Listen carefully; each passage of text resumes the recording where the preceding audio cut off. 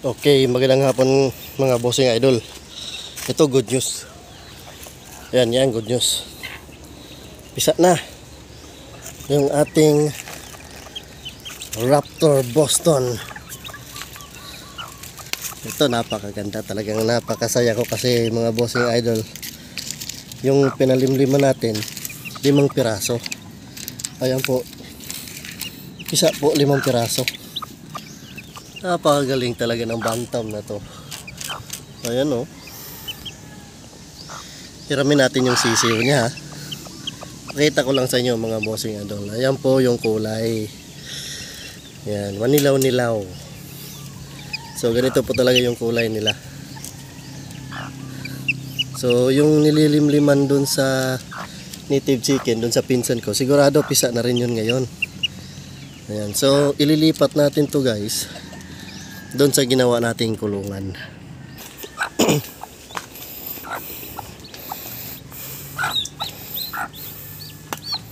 Yan guys oh.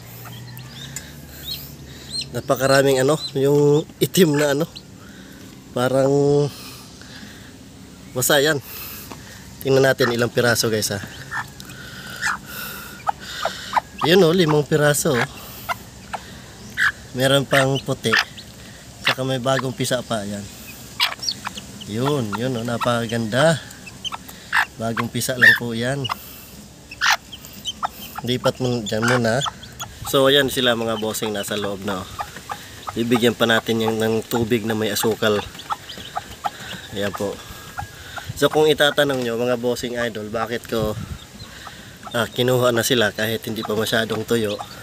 Kasi mga bossing idol,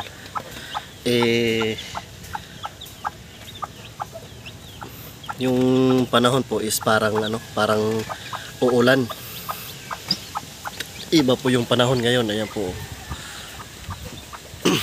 So kasi nakita ko na tong dalawang sisiw na bumaba mga bossing idol. Kaya pag bumaba sila, pag hindi ko mapansin, baka malunod sila sa tubig.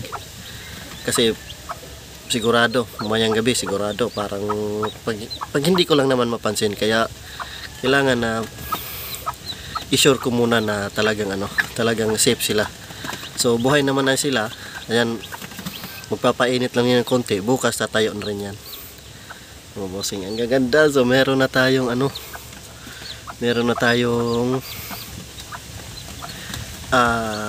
bagong pisa sa ating Raptor Boston. Yan po. Ang gaganda. So bukas titingnan natin yung pinalimliman natin doon sa pinsan ko. Baka sakaling napisa na rin yun. Alright. Yan, okay na sila mga bossing idol. Diyan na sila sa loob. Yan. Oh, yan oh. Takbo-takbo na yung isa. Ayan, nilagyan na rin natin ng papel yan sa ilalim. Alright, tsaka meron pala tayong i-release na 2 sisiw na babae mga bossing. Ibibigay natin sa ating kaibigan. Papakita ko po sa inyo. So ayan po yung kabuuan ng ating brooder mga bossing idol. Sarado po yan. Kahit sa likod, sa gilid, sarado po yan. Wala po yung butas.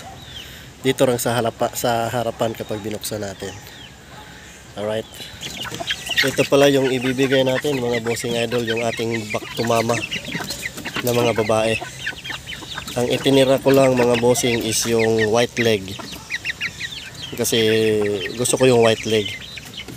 So ayan, puro babae ito. Tapi yung isa, anak ng ating abuhin. So yan po mga bossing idol. Ito puro puro yellow leg. So yung itinira ko is yung lalaki is white leg, tapos yung isang babae na white leg din. Ayan po sila mga bossing idol. Kukunin to mamaya ng kaibigan natin para siya naman ang mag-breed nito. Back to mama na to. Maganda to mga bossing idol. Ayan po. So ito yung itinira natin mga bossing idol. Ayan po. Purong white leg po yan. Isang babae at isang lalaki. Isang babae lang yung gagamitin natin kasi hindi naman tayo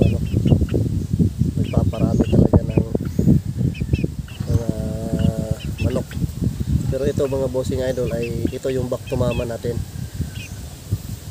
So itong lalaki, pwede ko pa itong siguro ibalik sa mama niya kapag maayos yung kanyang paglaki. So yan po mga bossing idol. So yun mga bossing idol, abangan nyo na lang yung pagkuha natin dun sa sisi o dun sa pinsan ko. Tingnan natin kung ilan yung napisa. So thank you po.